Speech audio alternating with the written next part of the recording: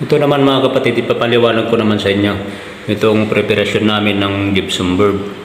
Kung nakikita nyo yan, mesh tape. Ididikit muna namin yung mesh tape, tapos babatakan namin ng stick weld para kapit na kapit yung mesh tape sa gypsum board. Isa pang technique dyan, pwedeng masilyahan nyo muna yung mga gap bago kayo maglagay ng mesh tape. Pagkalagay ng mesh tape, pag naidikit nyo yan, batakan lang ng wood glue, parquet glue, wood glue. Medyo malabnaw yun, batak nyo lang yan para kapit na kapit yung mesh tape natin, para walang magiging back job. Kasi pagka nilagay lang natin yung mesh tape tapos minasilyahan natin, may posibilidad na bibitaw yung mesh tape. Kaya mas sigurado pag batakan nyo ng wood glue. Pagkatuyo, pwede nating masilyahan ng Bosni wool putty.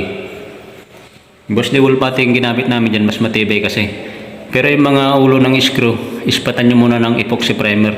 Kahit na may pintura kasi yan, lalabas yung kalawang pag nahagip o namasilyahan natin ng Bosni wool putty. Kasi yung Bosni wool putty, kakalawangin talaga pag may bakal na namasilyahan ng Bosni wool putty. Kailangan maipainal natin yung masilya ng kisame. Ibig kong sabihin, halimbawa may lubog pa, masilyan na, i-revisa na kaagad bago kayo mag-final ng kisame. Yan ang resulta ng ginawa namin mga kapatid. Napakalinis, napakaganda. Ang ginawa namin dyan ay 3 mano na flat latex. Pag kisame, flat latex lang, mas maganda. Huwag kayong gagamit ng gloss. Ito yung mga kisame namin pagkatapos 3 coating ng flat latex gamit ang roller. Sa gilid, ipipinis na rin natin yung pag-flat na latex natin kasi susundan yan ng semi-gloss. Ito na yung semi-gloss natin. 3 patong din ito.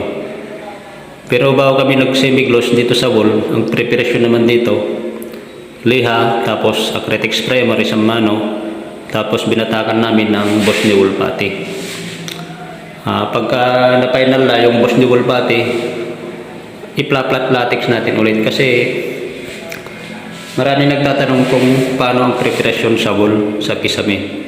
Ito, gaya ng sinabi ko, pagkatapos masilyahan ng Bosni wool putty, lihain ng number 120 o number 100. Tapos pagpagan, pag malinis na, ipla-flat latex natin ulit yan, isang mano din.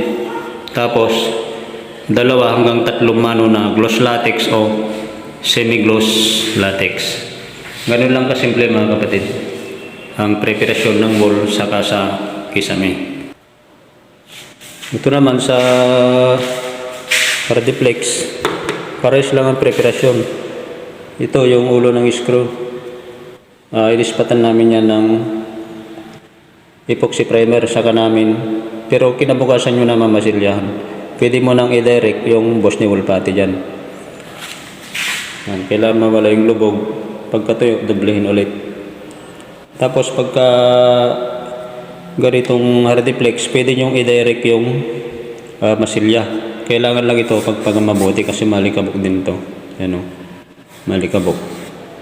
Pagpagan po nasa ng basa bago nyo babatakan ng Bosni wool putty.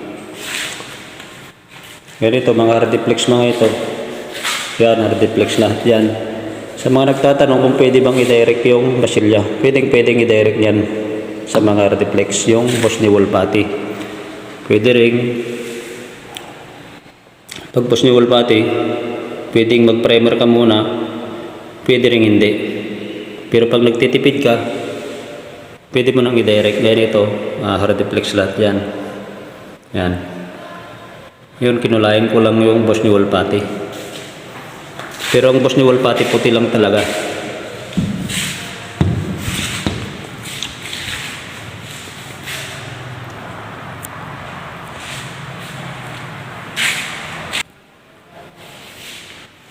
Napakaluwag nito mga kapatid, maluwang.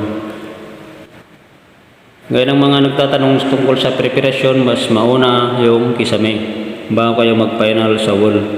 Pero pwedeng sabay magmasilya kayo ng pag marami kayong tao, magmasilya ng kisame, may nagmamasilya ng wall. Tapos, ganoon din sa baseline.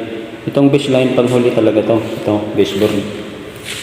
Pero mas maganda kung i-final nyo na lahat ng masilya, kisame, wall, baseline, i-final nyo na sa masilya yan bago kayo magpipintura para hindi magulo, hindi mahirap mag-finish.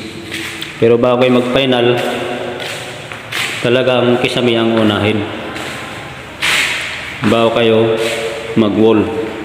Kung napapansin nyo may puti doon, ipinainal na namin yung kasi susunod yan yung semi-gloss. May lining yan na kailangan straight line. Hindi kami naglalagay ng mesh tape. Hindi kami naglalagay ng masking tape sa mga ilalining namin na yan. Yan, kung nakikita nyo. Yan. Ito final na kasi yung kisame, ngayon susunod namin yung wall. Kailangan yung cutting namin dyan ay straight para maganda tingnan. Yan. Kaya ang susunod ngayon na ipapainal namin, ito ng wall. Ito na. Tapos, pang last, itong baseline. Thank you for watching mga kapatid. Sana ay nakapagbigay ako ng konting tips sa inyo. Maraming salamat po sa patuloy na pagsuporta ninyo sa aking YouTube channel. Thank you for watching.